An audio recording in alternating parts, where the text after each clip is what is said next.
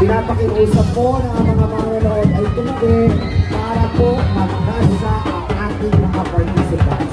Again, nandito tayo. Nakikiusap. Hoy! Alright. Next we have Barangay San Antonio. Mga pinamumulaan. Kapitan Michael Oro Gonzales at ang buong Sangguniang Barangay. SK Chairman Noel Marceliana.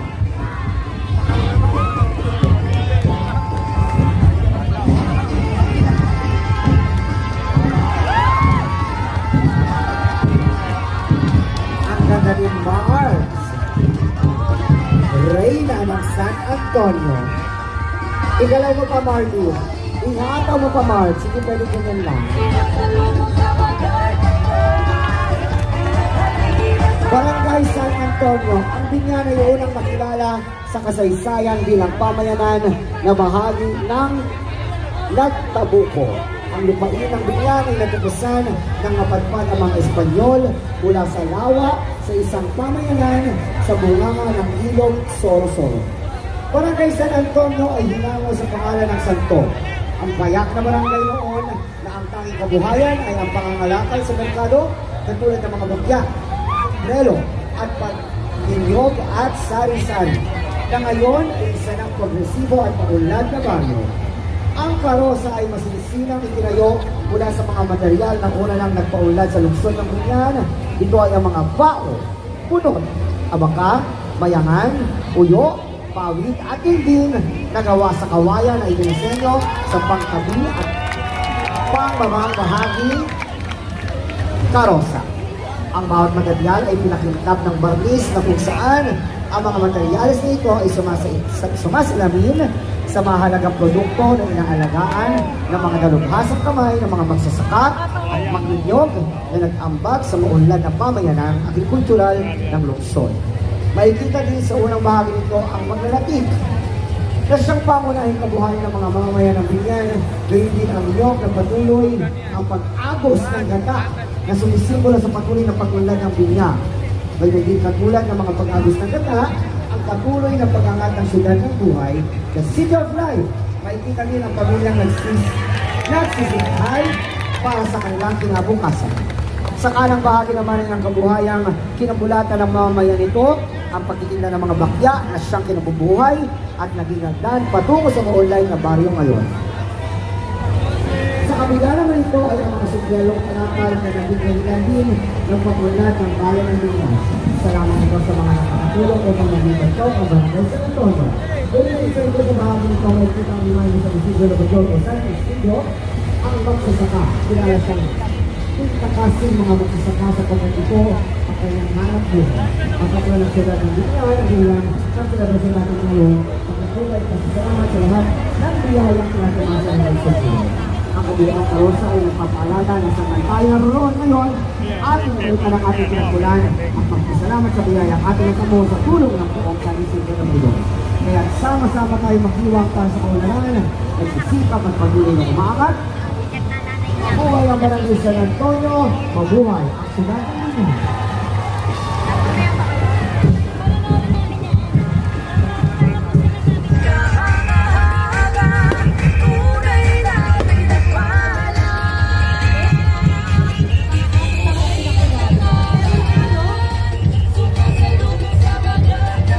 Tanging Eduardo, Jim Camara Magahas.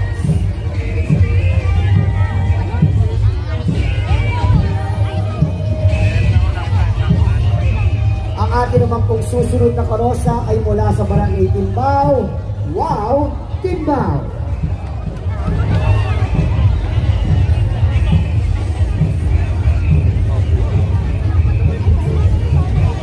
Barangay Timbao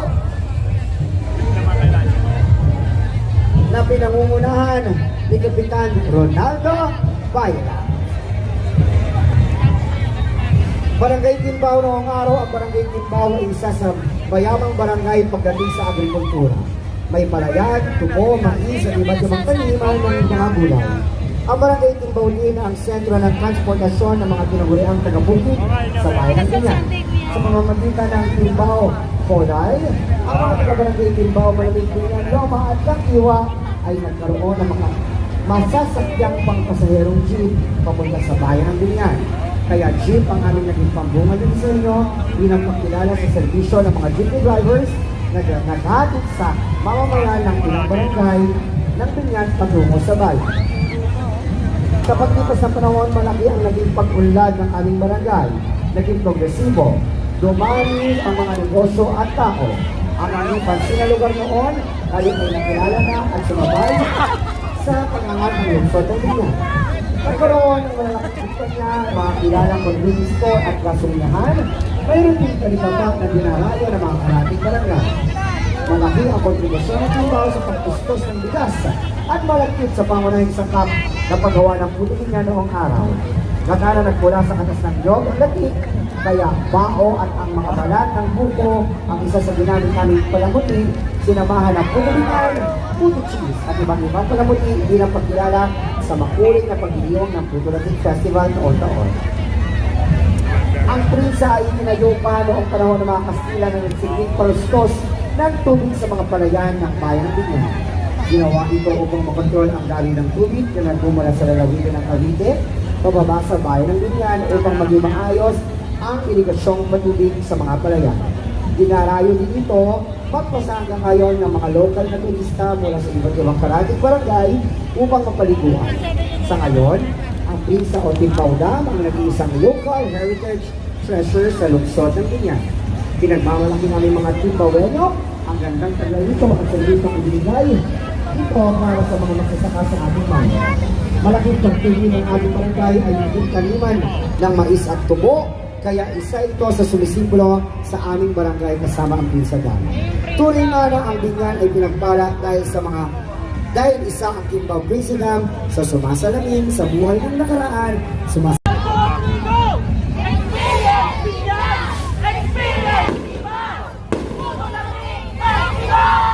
Wow, Timbao! Ang atin namang susunod na float ay ang Barangay Kanlalay na pinangungunuhan ni Kapitan Ramon Morales.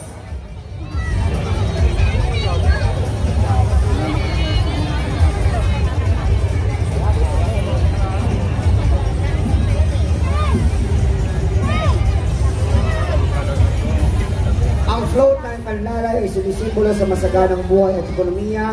Ang mga palamuti at maukulay ay nagbigay ganda sa luntian ng mga halaman na sikat na tindahan para sa mga plantito at plantita. Kasama ang bagong kinaranahan na Miss Binyan Week 2024 at ang sikat na ang Proud Philippine na pinagmamalaki ang kanilang barangay, Barangay Kanlalay.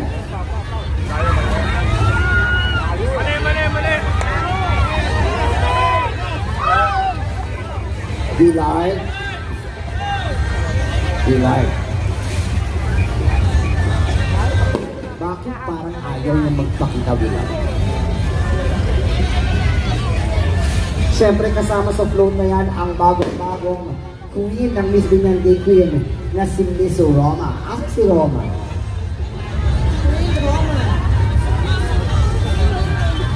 Yes. Yes. Congratulations.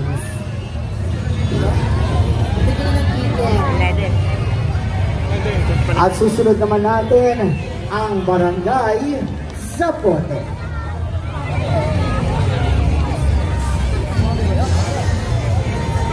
Ang Barangay Zapote na pinangungunahan ng kanilang Kapitan Tigas Naval.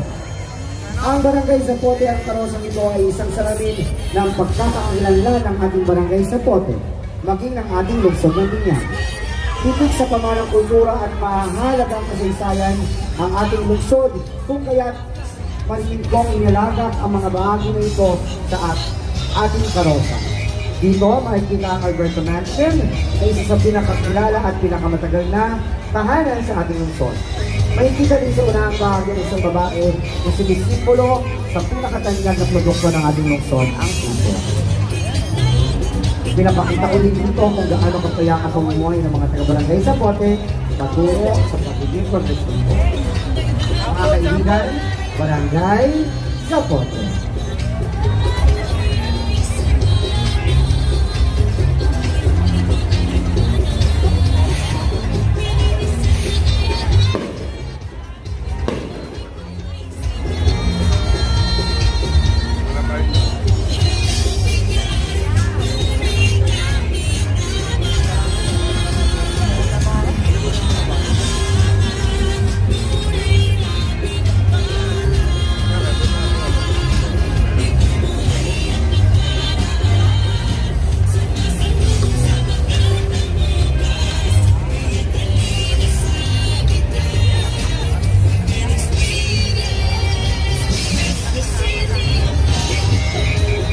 Muli po, Barangay Zapote.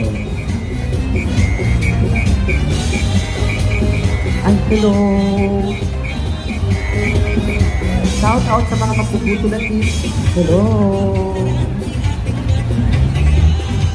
Talapagin mo ito yung bago. Muli.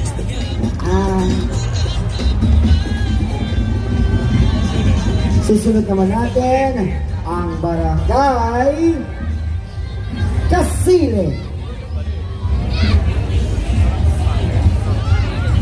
na pinangungunahan ni Kapitan James Serda. Barangay Kasile, tara na, dayuin ang binyang Puto Natik Festival na Happy Fiesta. Nasaysayan ng Kasile dito makikita ng ulit sisikat ang isang haring araw upang magsabog ng gintong liwanag sa musika na yun. At makikita ang kanyang kakaharapin sa limagong araw.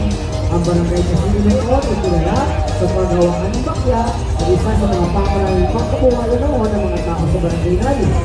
At ang palaya naman ay biyaya ng rumarasan kasipagan ng aming barangay. Tayo ay magbayanihan at ating ipagdiwang mula sa Diyos para sa ating masaganang barangay.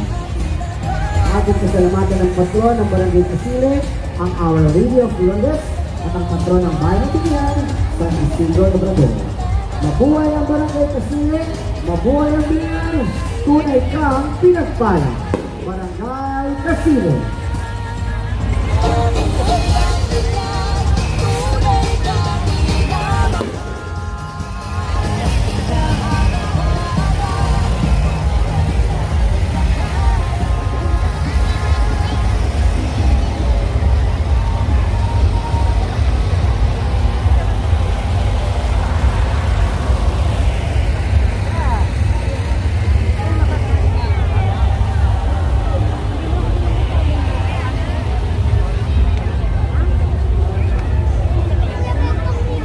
Susunod naman natin ay ang Barangay Santo Tomas na pinangungunahan ni Kapitana Vanessa Savalia. Barangay Santo Tomas, ang malawak na lupain at masaganang kapatagan noon ang siyang naging inspirasyon ng land float entry ng Barangay Santo Tomas. Makikita ang masaganang ani na siyang tumulong upang umangat ang ekonomiya ng barangay. Mula sa prutas, gulay at sari-saring kalakal, ang pangulat ng Santo Tomas ay hindi matatawaran. Masdan ang paragos na lulan, ang kanilang magiting na kapitana, Vanessa Savalia, ang siyang hinete tungo sa mas progresibong hinaharap. Ang land float entry ay gawa sa mga resiklong kahoy, palapa, bunga, dahon at tangkay. Pinalo nito ng mga banig at habit na makikita noong araw sa Barangay Santo Tomas. Pinaganito ng puting ilaw upang magliwanag at magsilbing paalala na ang hinaharap ng Santo Tomas ay komuniyang masagana. Muli po, Barangay Santo Tomas! Shout out Kapitana Vanessa Savalia!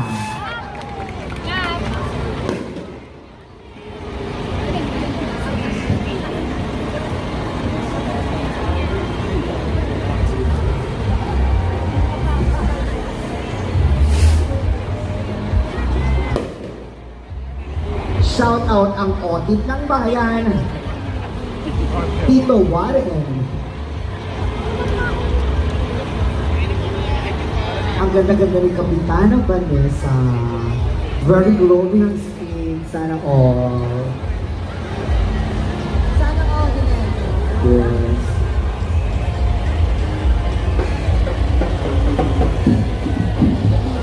Bongga.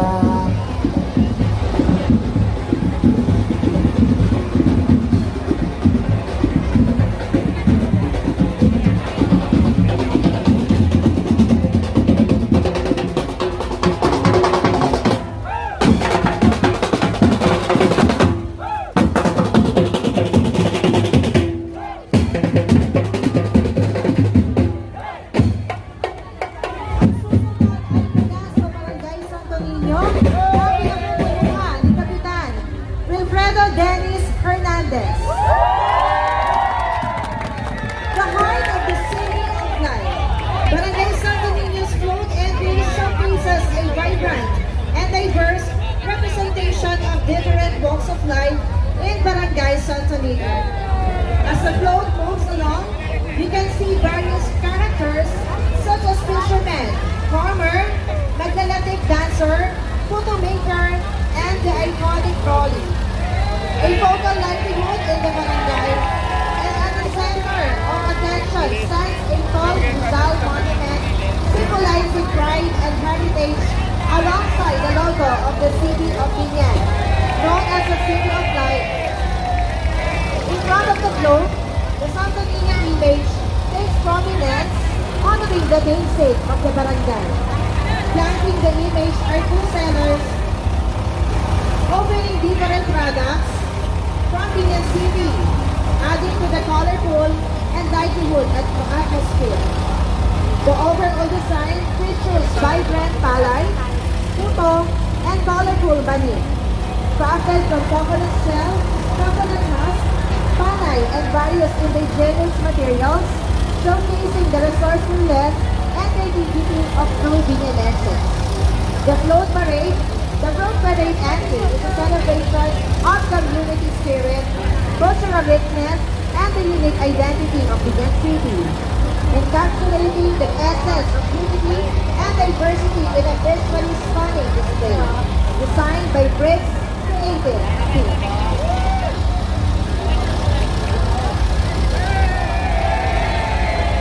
Yan po ang Barangay Santo Niño. Brent, nakahanap ka ng nakasakay sa Santo Niño. Kaway-kaway. Hi, Kenneth. Mambasi. Tawag ka din.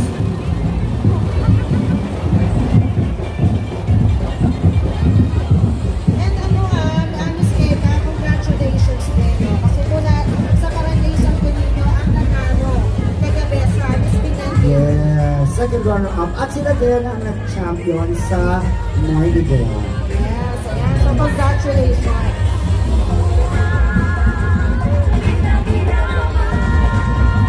Talbog mo. Dalawa. May budget. Dalawa at tulog.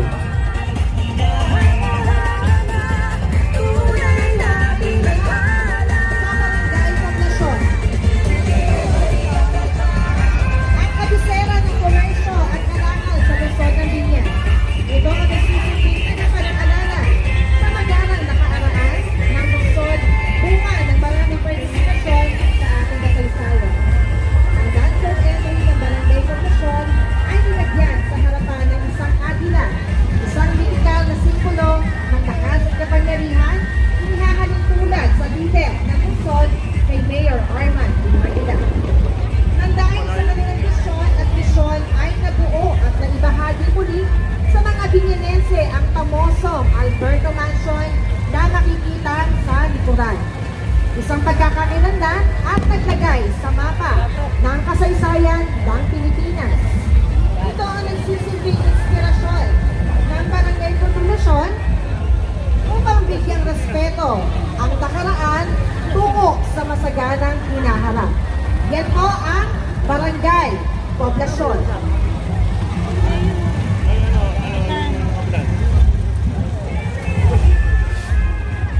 Barangay Poblacion ang pinamumunuhan ni Kapitan Lloyd Nanco. Yes. Grabe si Kuya Awi, nakabarong na. Kat! Consibit! Consibit! Press MSKB. Kuya Awi, ba't nagtatago ka? Kuya Awi! Wala ka pala servisyo, Kuya Awi!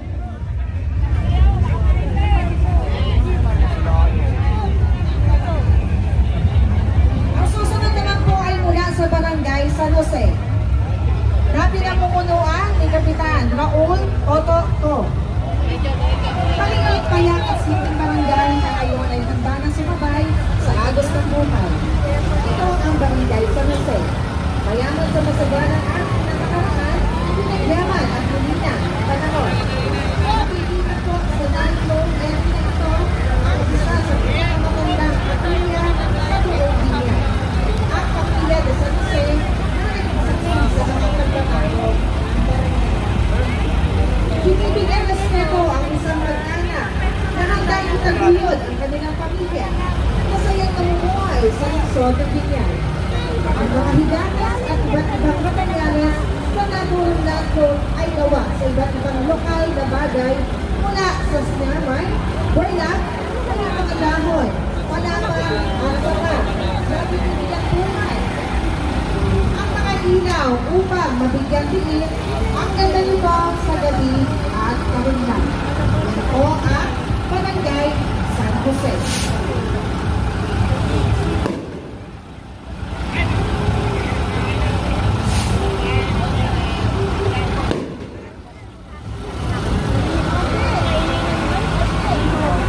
Ayan ang Barangay San Jose.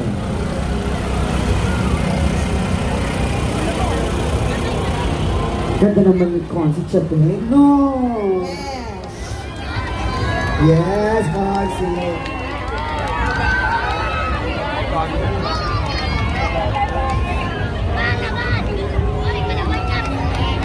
Ang susunod naman po ay mula sa Barangay Malabad na pinamumunuan ni Kapitan Dennis sa Landanan. Ang dance floor parade ng Malabad ay sumisimbolo sa yaman ng lawa sa paligid ng Malabad. Dahil dito, ito ang pangunahing ikinabubuhay ng mga taga-Malabad. Mapapansin sa loob ang bangga, nakahuli ka ng bangga na nagpapakita ng ganda at kultura ng barangay. Mula ng vlog ay ang mga manusista at sinilan araw ng lahat bilang Mr. Event 2024. At bilang nagpapakita ng suporta at pagmamahal sa aming barangay. At ibang pagsulong ang pagkakaalan at ang mahirap ang pag-asa. At sa Malabad, Barangay Malabad! Hi, Mr. Pinay. Ang sisyo dito sa asa. Over here. Hi, Aaron! Here, in front of you. Hey, I just like you. Hello. Umiiyak po ang Barangay Malabad.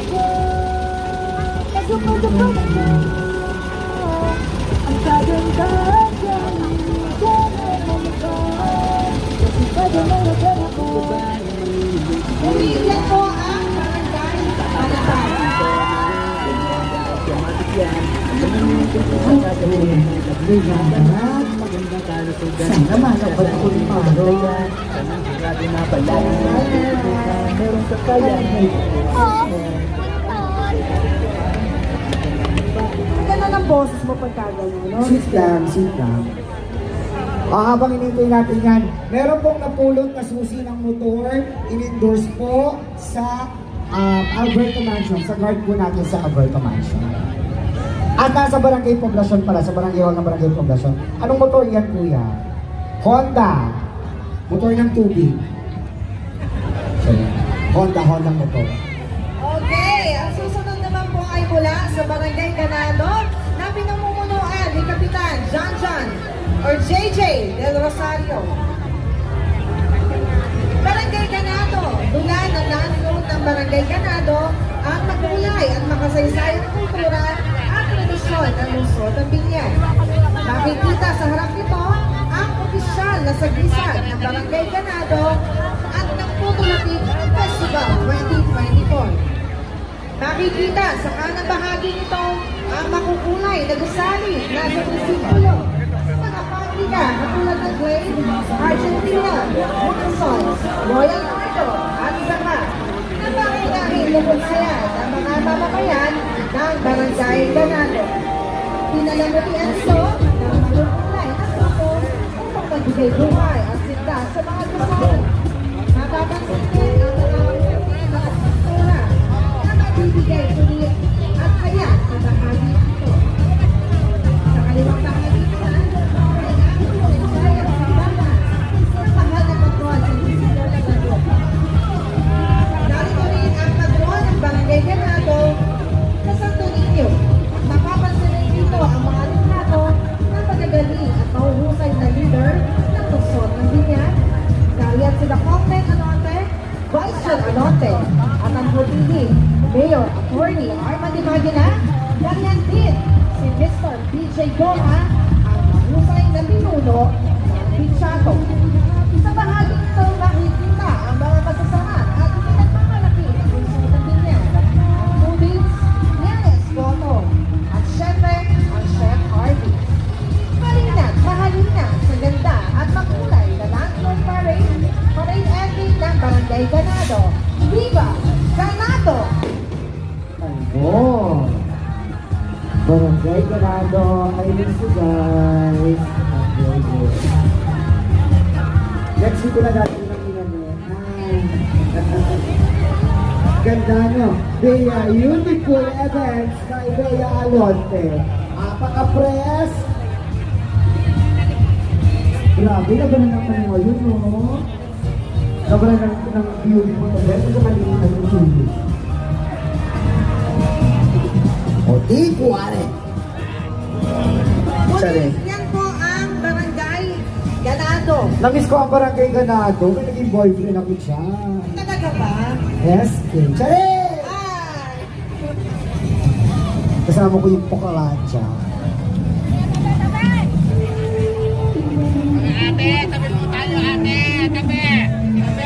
Last two float tayo, DJ Apple, and we have the float from Barangay Langkiwa. Manangkiwa. Ang Barangay Langkiwa ang lugar na kung saan may mga mamamayang nagkakaisa galing sa iba't ibang lugar. At ang barangay dito sa lungsod ng Binyan, kilala ang Barangay Langkiwa sa mga pinakamagagaling na leader at talentado ang mga tao. Kaya naman, nakikisa ang Barangay Langkiwa sa Photolatic Festival 2024 Live Float Competition upang may ipakita nilang bagay at kabuhayang mayroon dito sa aming barangay at sa lungsod ng Binyan. San Agustin, patron ng Barangay Langkiwa, dakilang ama ng simbahan na binubasa sa filosofiya at teknolohiya. Kalabaw. Ang Kalabaw ang isa sa pangunahing katuwang ng ating mga magsasaka sa kanilang kabuhayan at agrikultura. Gayunpaman, nagsisimbolo ang Kalabaw sa pagiging malakas, matyaga at isipagan na angkop sa mga mamamayan ng Langkiweños. Isang barangay na nabuo dahil sa pagtutulungan at pagmamalasakit ng bawat isa na tulad ng isang Kalabaw.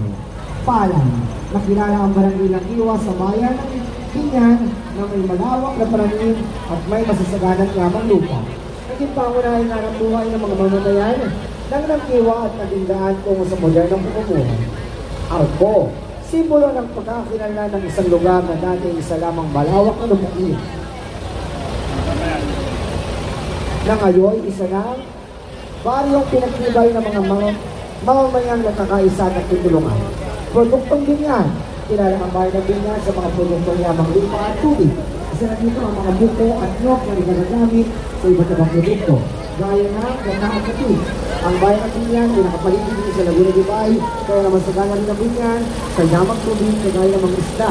Pinagkakalob ito na naging daan sa paglalad at pagkakilala ng isang bayan. Halina tungayan ang representasyon ng Barangay Langkiwa sa land flow competition kung saan ang flow nito ay sumasalamin sa mamayang nakakaisa at nagtutulungan sa barangay ng Kiwa. Kaya kaya't makisaya, makiisa, makisayaw dahil dito sa lungsod ng Binyan, mamamayan ay tunay na maaasa.